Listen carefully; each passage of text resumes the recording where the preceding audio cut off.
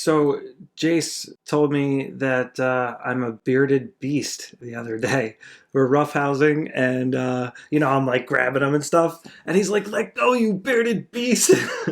Should I cut this beard off? What do you guys think? Let me know in the comments below. I kind of like it. It's winter time. So in this video, I'm going to go over the 5 most important tips for vlogging with the Sony a6400 in particular, but it's really just for Sony cameras in general, or any camera for that matter.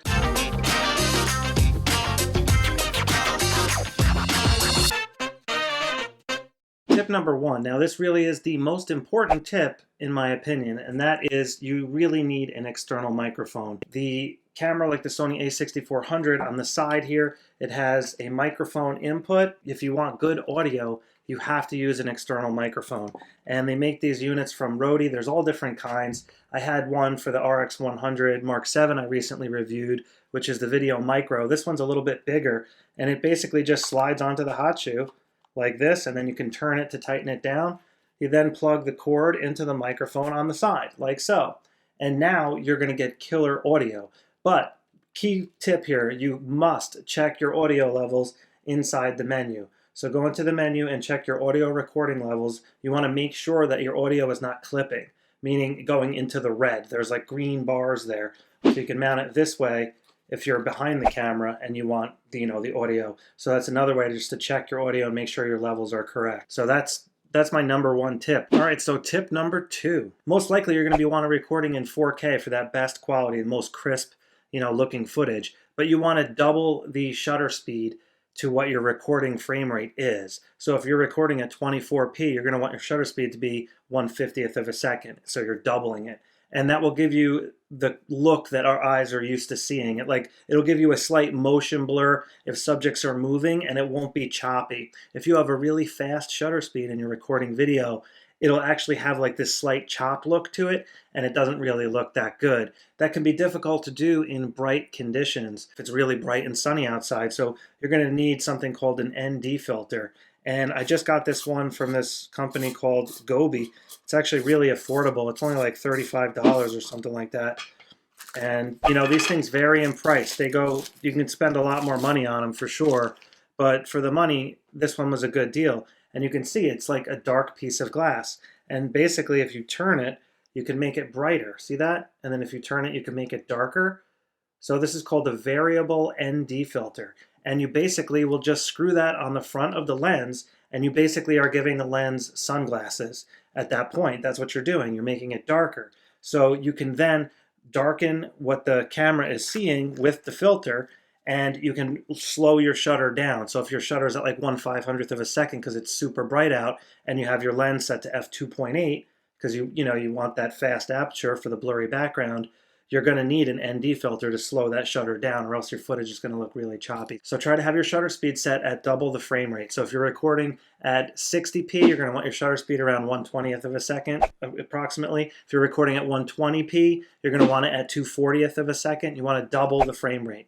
That's tip number 2. All right, so my 3rd tip. A lot of people ask me, Jay, what's the best lens to use? I want to get that blurry background. I want it to look that cool 3D with the background out of focus. Well, you got to get yourself a fast lens. Now, the best option, in my opinion, for the money would be the Sigma 16mm f1.4 lens. It's a nice wide-angle lens, which is great for vlogging if you're walking in front of the camera and you can get these nice wide-angle views. But the aperture is f1.4, which is extremely fast. So if you have the camera close to you, the background is going to really be nice and blurry and give you those nice blurry backgrounds. So that's a great option. Another option, the new Sony 16 to 55mm f2.8 lens. The downside of this lens is pretty darn heavy. The Sigma 16mm f1.4 is also pretty heavy, don't get me wrong, but this one will give you a little bit more versatility. A lot of times with vlogging, you're going to need B-roll footage, and the zoom lens will allow you to zoom in and get B-roll of whatever it is. If you're reviewing a product or you're talking about food at a restaurant or something, depending on what type of vlogging you're doing, you can zoom in with this lens and get really good B-roll, and it's very flexible. When it comes to holding the camera out in front of you, weight is a serious concern as well. So another option would be the Pancake 16mm f2.8 lens. Now, this is a pretty fast lens and it's really lightweight, so it's a good option. if you want the camera right in front of you, and it's pretty darn fast. f2.8 is a pretty fast aperture, so you will get pretty good blurry background if the camera is fairly close to your face. So again, you need a fast wide-angle lens basically for holding the camera in front of you, and if you want that background separation to be nice and blurry, the faster the lens, the more separation you're going to get. That's tip number 3. Okay, so tip number 4 is a two-parter. Now, most likely you're going to be doing extended recording when you're doing vlogging type work. You might just be like talking and taking multiple cuts. Sometimes you have to say things over and over, to get your lines out how you want them.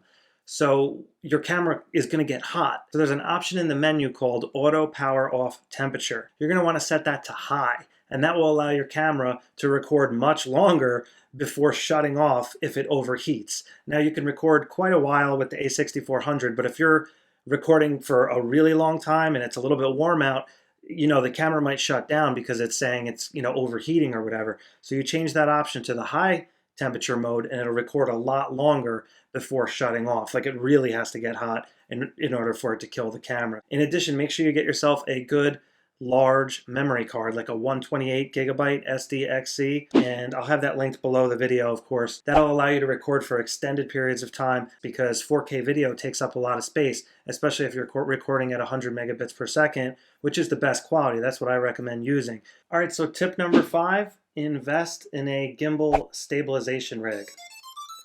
This will hold your camera nice and steady when you're walking along, and it'll allow you to get really low to the ground. You can do stuff like this and get really low. You can hold it over your head like so. These things are amazing, and if you're walking and talking, this will make the footage so much smoother, and it takes all that, like that little micro shakeout. A unit like this is absolutely amazing, and they have different modes on these units, so you can actually control the camera and do things like this with it. They have joysticks on them and stuff. So you can get these now for like under $400. They used to be thousands and thousands of dollars. Well, nowadays they've come down in price and they're actually reasonably affordable. And if you really want to bring up your vlogging game to the next level and you're not just using a tripod, you're actually walking and talking and stuff, you really are going to need to invest in something like this. It'll drastically improve your video footage quality, and I highly recommend getting one. I just used one at a Taekwondo tournament.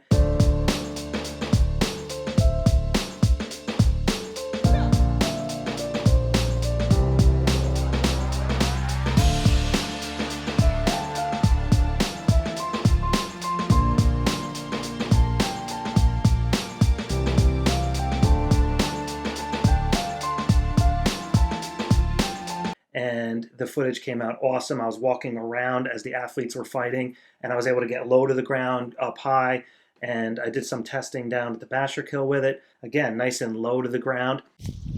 Let me show you what it looks like when you run with this thing.